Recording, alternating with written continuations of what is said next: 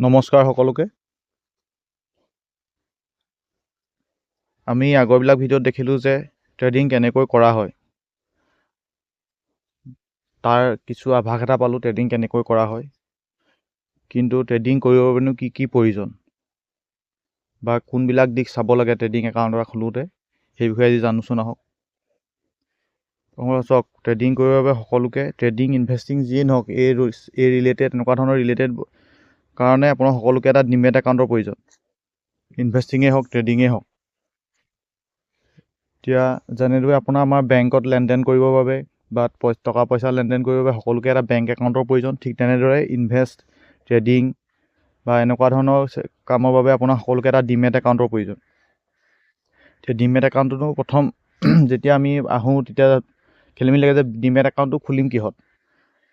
চাওক, আমাৰ যেনেকৈ কিছুমান বেংক থাকে, SBI, HDFC, ICICI, বিভিন্ন প্ৰকাৰৰ বেংক থাকে আৰু সকলো বেংকৰে মানে ৰেগুলেটৰী এটা থাকে RBI সকলো বেংকৰ ৰেগুলেটৰী। ঠিক তেনেদৰে সকলো ব্ৰকাৰ আৰু আমাৰ যি দুটা ভাৰতৰ এক্সচেঞ্জ আছে BSE আৰু NSE, তাৰ ৰেগুলেটৰী হিচাপে বৰ্ড এখন আছে, SEBI বুলি কোৱা হয়, securities and exchange board of India.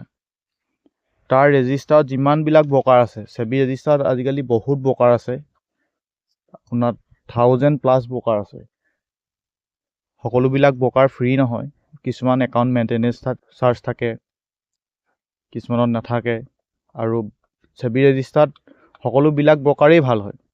এতিয়া এইবিলাক ডিছকাউণ্ট ব্ৰকাৰ বুলি কোৱা হয়, যে ইয়াত দেখা সকলো ব্ৰকাৰেই ফ্ৰী হয়। আপোনালোকৰ একাউণ্ট মেইনটেনেঞ্চ চাৰ্জ নাই বা একাউণ্ট খোলোতে পইচা দিব নালাগে। আপোনালোকৰ মুঠতে 1 টকা নিদিয়াকৈ আপোনালোকে ইয়াত একাউণ্ট খুলিব পাৰে।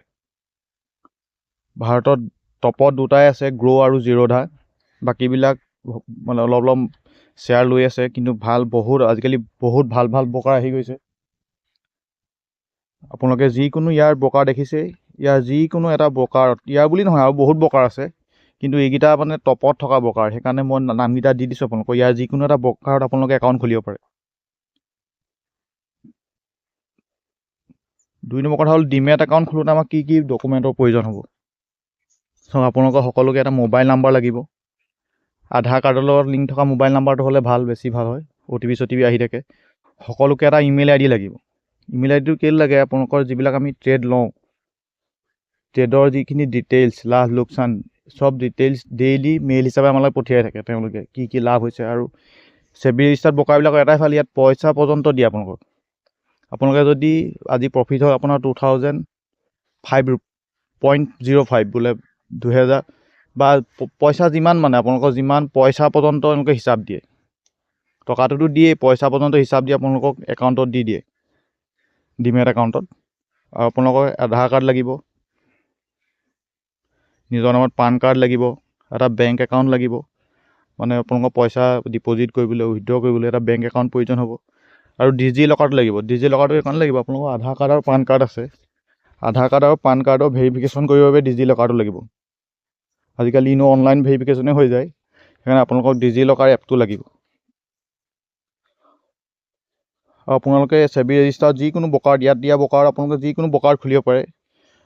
আৰু আপোনালোকৰ পূৰা পইচা পৰ্যন্ত হিচাপ দিয়ে, আৰু SEBIয়ে ইয়াৰ গোটেই ডিটেইলছ ৰাখে, সেইকাৰণে আপোনালোকে একো ভয় খাব নালাগে, যিকোনো এটা ব্ৰকাৰত একাউণ্ট খুলিব পাৰে, ডিমেট একাউণ্ট। পাৰ্চনেলি মই ধনটো ইউজ কৰোঁ। ধনটো মানে মোৰ ভাল লাগে কি, ইয়াত আপোনাৰ আমি যিবোৰ চাৰ্ট দেখোঁ, আপোনালোকে যিমান ব্ৰকাৰত আপোনালোকে চাৰ্টবোৰ দেখিব, চব চাৰ্ট ট্ৰেডিং ভিউৱে দিয়ে চাৰ্টবিলাক। আৰু ধনত আৰু কিছুমান বহুত ব্ৰকাৰত আছে বাৰু, সেইবিলাক আমি যে বাই কৰোঁ চেল কৰোঁ, এইবিলাক ওপৰ চাৰ্টতে কিনিব পাৰোঁ, বাই কৰিব পাৰোঁ, চেল কৰিব পাৰোঁ, ষ্টপ লছ লগোৱা, ষ্টপ লছ টেইল কৰা, ষ্টপ লছটো লৈ যোৱা, এনেকৈ টেইল কৰি লৈ যোৱা, এইবিলাক সকলো সুবিধা থাকে। সেইবাবে ধনটো মই ভাল পাওঁ, ধন প্লেটফৰ্মটো। আৰু আপোনালোকে যদি ধনত একাউণ্ট খুলিব বিচাৰে, তলত লিংক আছে ডেছক্ৰিপশ্যনত, খুলিবও পাৰে মোৰ লিংকত গৈ, বা নুখুলিলেও নাই, আপোনালোকে যিকোনো ব্ৰকাৰ এটাত একাউণ্ট খুলি ল'ব। মুঠতে ডিমেট একাউণ্ট এটা খুলি আপোনালোকে যদি বিচাৰে ট্ৰেডিং কৰিব, এই ডিমেট একাউণ্ট এটা খুলি ল'ব প্ৰথম। ধন্যবাদ সকলোকে।